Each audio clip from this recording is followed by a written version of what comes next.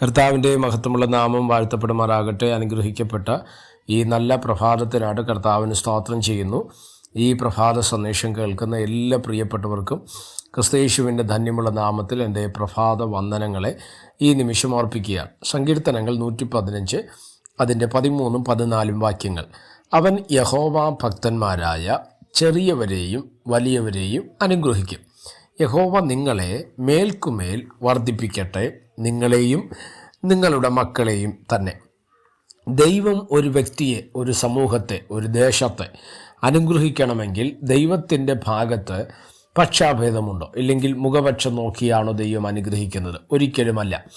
എന്നാൽ പിന്നെ എന്താണ്? നമ്മൾ പലപ്പോഴും നമ്മുടെ ജീവിതത്തിനകത്ത് ഉയർന്നു വരുന്ന ഒരു ചോദ്യമാണ്, അവരെ അനുഗ്രഹിക്കുന്നു, എന്നെ അനുഗ്രഹിക്കുന്നില്ല, ആ സഭയെ അനുഗ്രഹിക്കുന്നു, ഞങ്ങളുടെ സഭ അനുഗ്രഹിക്കപ്പെടുന്നില്ല എന്നൊക്കെ പറയുന്ന പരാതികൾ, ഇല്ലെങ്കിൽ പിറുപിറുപ്പുകൾ ഒക്കെ നമ്മുടെ ജീവിതത്തിനകത്ത് കടന്നു വരാറുണ്ട്. ഇവിടെ 115 സങ്കീർത്തനം 13 വാക്യത്തിൽ പറയുന്നൊരു കാര്യമാണ്, അവൻ യഹോവ ഭക്തന്മാരായ ചെറിയവരെയും വലിയവരെയും അനുഗ്രഹിക്കും. അതിനകത്ത് നിങ്ങൾ ശ്രദ്ധിച്ചോ, രണ്ട് കൂട്ടരെ അനുഗ്രഹിക്കും. ചെറിയ ആൾക്കാരായിരുന്നാലും അനുഗ്രഹിക്കും, വലിയവരായിരുന്നാലും അനുഗ്രഹിക്കും. അതിനകത്ത് ദൈവം പറഞ്ഞൊരു കണ്ടീഷൻ, യഹോവ ഭക്തനായിരിക്കണം എന്നുള്ളതാണ്. അവിടെ നമ്മൾ വായിക്കുന്നത് അങ്ങനെയാണ്, യഹോവ ഭക്തന്മാരായ ചെറിയവരെയും വലിയവരെയും. അപ്പം അതിനകത്ത് ജാതി വ്യത്യാസമോ, നിറ വ്യത്യാസമോ, കുടുംബ വ്യത്യാസമോ, വിദ്യാഭ്യാസത്തിൻ്റെ അകത്തുള്ള വ്യത്യാസങ്ങളോ ഒന്നും നമുക്കവിടെ മനസ്സിലാക്കുവാൻ തക്കവണ്ണം കഴിയുന്നില്ല.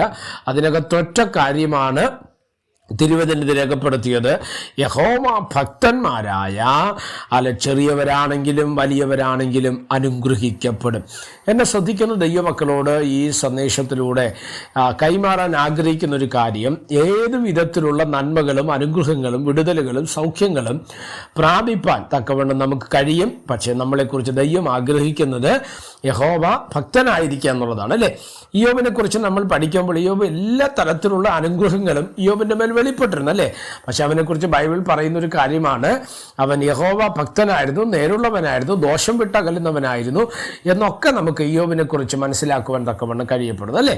അതുകൊണ്ട് തന്നെ ശ്രദ്ധിക്കുന്ന നിങ്ങളോട് ഞാൻ പരിശുദ്ധാത്മാവിൽ തിരുവചനത്തെ ആധാരമാക്കി പറയാം, നിങ്ങളെ അവൻ അനുഗ്രഹിപ്പാൻ തക്കവണ്ണം ശക്തനാണ്. യഹോവ ഭക്തനായിരിക്കുക. അടുത്ത വാക്യം നിങ്ങൾ ശ്രദ്ധിച്ചേ, മേൽക്കുമേൽ അവൻ നമ്മളെ വർദ്ധിപ്പിക്കുന്ന ദൈവമാണ്. അടുത്ത് പറയുന്ന വാക്ക് ശ്രദ്ധിക്കണം, നിങ്ങളെയും നിങ്ങളുടെ മക്കളെയും ഞാൻ വർദ്ധിപ്പിക്കും. അപ്പം ദൈവം ഒന്ന്, നമ്മളെ ദൈവം അനുഗ്രഹിക്കും. 2, ദൈവം നമ്മളെ വർദ്ധിപ്പിക്കുവാൻ തക്കവണ്ണം ഇടയാതിന്. വർധനവും അനുഗ്രഹവും നമ്മുടെ ജീവിതത്തിനകത്ത് വെളിപ്പെട്ട് വരണമെങ്കിൽ നമ്മൾ യഹോവ ഭക്തനായിരിക്കുക എന്നുള്ളതാണ് തിരുവചനം നമുക്ക് നല്ല നിർദ്ദേശം. അതിൻ പ്രകാരം മുന്നോട്ട് പോകുവാൻ, ക്രിസ്തീയ ജീവിതം നയിപ്പാൻ കർത്താവിൻ്റെ ആത്മാവ് നമുക്ക് കൃപ നൽകട്ടെ. പ്രാർത്ഥിക്കാം. പരിശുദ്ധനായ ദൈവമേ, സ്വർഗീയ നല്ല പിതാവേ, ദൈവത്തിൽ നിന്നുള്ള അനുഗ്രഹങ്ങളും നന്മകളും പ്രാപിപ്പാൻ അവിടെ ഞങ്ങൾക്ക് കൃപ നൽകിയാലും അവിടുത്തെ കരുണ കൊണ്ട് ഞങ്ങളെ പൊതിയണം. ആത്മീക ഭൗതിക നന്മകളാൽ ദൈവം അവിടെ നിന്ന് ഞങ്ങളെ നിറച്ച് അനുഗ്രഹിക്കേണ്ടതിനായി പ്രാർത്ഥിക്കുന്നു. സമസ്ത മേഖലകളെയും ഏൽപ്പിക്കുന്നു. കൂടെയിരിക്കണം. മഹത്വം അങ്ങേക്ക് യേശു കർത്താവിൻ്റെ നാമത്തിൽ തന്നെ. ആമേൻ. എല്ലാവരെയും ദൈവം അനുഗ്രഹിക്കട്ടെ. God bless you.